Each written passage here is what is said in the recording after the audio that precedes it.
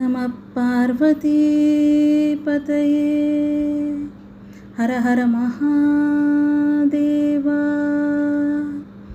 தெய்வத்தின் குரல் 3ஆம் பாகம் 64ஆம் பகுதி சமூக தனிவாழ்க்கை நெறிகள் பரோபகாரம்.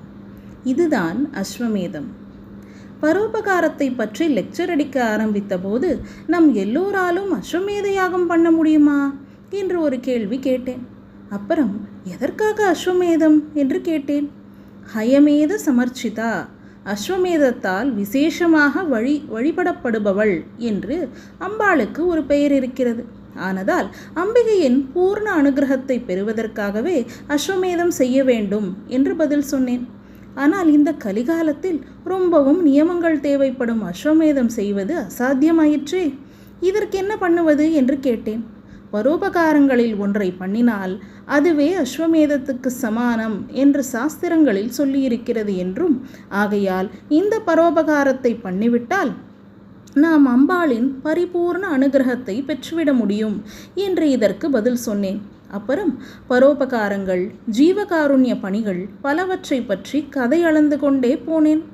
ஆனால் இதுவரை அஸ்வமேதத்திற்கு சமமான பலனை தருகிற அந்த ஒரு பணியை சொல்லவில்லை. மற்ற எல்லாவற்றையும் விட உயர்ந்ததான அந்த பணி என்னவென்றால் அதுதான் அநாதை பிரேத சம்ஸ்காரம். அநாத பிரேத சம்ஸ்காராத் அஸ்வமேத பலம் லபேத் என்பது சாஸ்திர வசனம். பர உபகாரமாக செத்துப்போன இன்னொரு ஜீவனுக்கு இதனால் உதவி பண்ணும் போதே நமக்கு பாபம் வராமல் கடமையை செய்து நமக்கு உபகாரம் பண்ணிக்கொள்கிறோம். டாக்டர் ஒருத்தர் கேட்டார், அன்கிளைம்டு பாடிஸாக சில அநாதை பிரேதங்கள் கிடைப்பதிலும் ஒரு உபகாரம் இருக்கிறது. இந்த மாதிரி பிணங்களைத்தான் நாங்கள் போஸ்ட்மார்ட்டம் பண்ணி பரிசோதனைக்காக உறுப்புகளை எடுத்துக்கொள்ள முடிகிறது. மெடிக்கல் காலேஜ், மெடிக்கல் எக்ஸிபிஷன் முதலானவற்றில் அனாட்டமியை விளக்க இந்த பிரேதங்கள் தான் உதவுகின்றன. இவற்றையும் உங்கள் ஜீவாத்ம கைங்கரியக்காரர்கள் வாங்கி கொண்டு போய்விட்டால் மெடிக்கல் சயின்ஸ் அபிவிருத்தி என்ன ஆவது என்று கேட்டார்.